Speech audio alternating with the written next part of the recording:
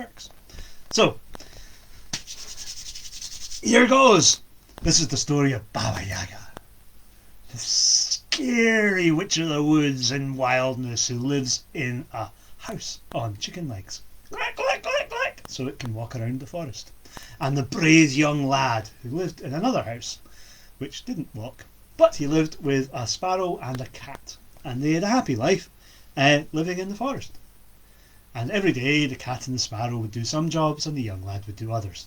And today the cat and the sparrow said, we have to go out and get firewood. But if you hear Babba Yagga coming, hide in the cupboard and I will come back and rescue you if anything goes wrong. But hide in the cupboard. That's the important part. So, well, they went out and the young lad did his chores, which involved doing the washing up. And just as he was laying the spoons on the table to dry, he heard a thumping, pounding in the forest. And he looked out the window and saw Babba Yagga coming. So he ran and he hid in the cupboard. Babba Yagga came into the house, sniffed and smelt around the place, and then saw the spoons on the table and walked over to the spoons. And she touched the first one. Aha! Sparrow's spoon. And then touched the second one. Cat's spoon. And reached out, and just as she was about to touch the third spoon, the young lad shouted out, "No, Babba Yagga! Don't touch my spoon!"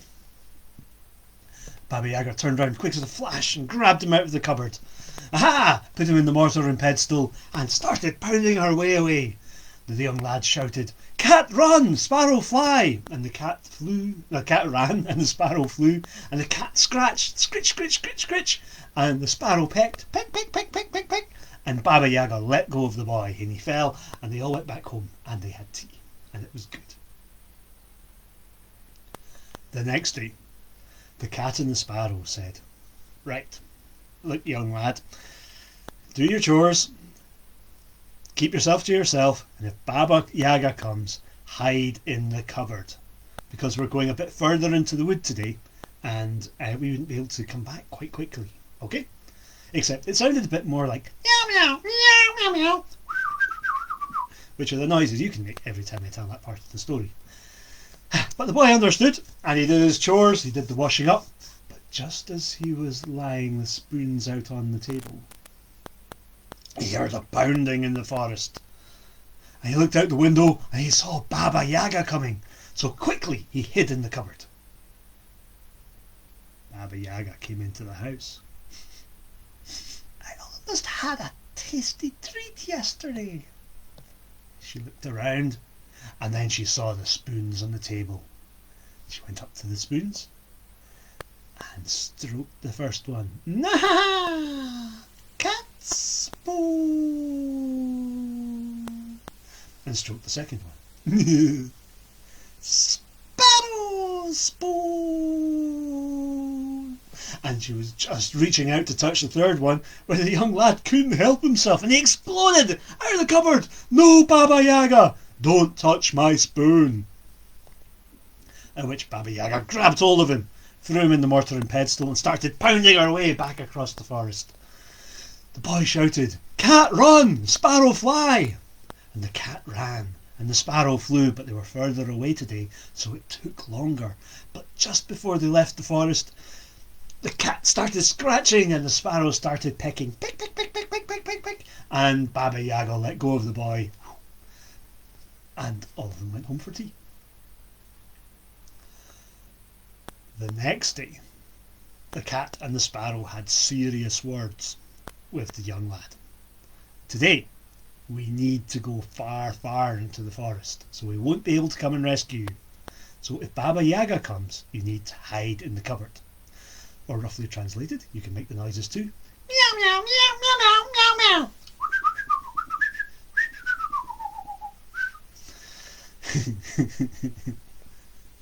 Well, that was fine, and the young lad did his chores again. And just as he was finishing, he was drying the spoons. He put them on the table when he heard a pounding in the forest. Dum, dum, dum, dum. Looked out of the window, and Babba Yagga was coming. Who would have thought it? The boy hid in the cupboard. Dum. Really quiet, really still. Babba Yagga came in. Sniffed around a bit, and then saw the spoons on the table. And walked up to the spoons. Aha! Cat spoon! And stroked it. Sparrow spoon! And stroked it. And waited. She reached out, and just as her finger was about to touch the young lad's spoon, the young lad burst from the cupboard. No, Babba Yagga! Don't touch my spoon! Oh no! He'd given himself away again. And Babba Yagga grabbed hold of him and yanked him up and put him in the mortar and pestle and started pounding her way across the forest. Dum, ba-dum, ba-dum. And the boy shouted, "Cat, cat, run!" And "Sparrow, sparrow, fly!" But they were too far away. And Babba Yagga pounded her way across the forest to her house on chicken legs. And getting there, she dragged him out of the mortar and pestle and put him on the table and said, "Right, I'm off to get firewood, daughter number one. You can get this young morsel into the pot ready to bake." So she went off, leaving the young lad in the care of daughter number one. Daughter number one got the biggest baking tray she could out, ready for the oven. And she grabbed hold of the young lad and put the young lad in the tray. But the young lad stuck his arms and legs out like this, so he didn't fit. And she tried jamming him in every way she could, but whichever way he lay, his arms and legs were stuck out straight, and he wouldn't fit in the pot. He wouldn't fit in the baking tin at all. "Young lad," she said, "look, just lie in the pot nice and easily." And the young lad went, I can't, I don't know how, I don't know how to fit." And the young girl started jamming him in and trying again, but his arms were out and his legs were out and they were in and out and it really wasn't working. The young girl got really frustrated and said, "Look, young lad, get in there, stay in there." The young lad said, "I can't do it, you have to show me how."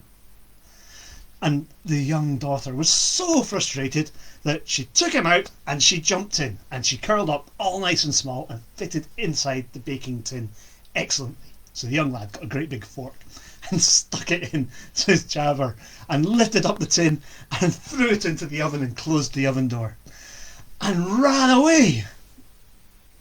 So when Babba Yagga came back, it wasn't baked young lad it had, she'd baked her own daughter. Wow, how weird is that? And the young lad escaped back to the house where he lived with the sparrow and the cat for the rest of his days quite happily.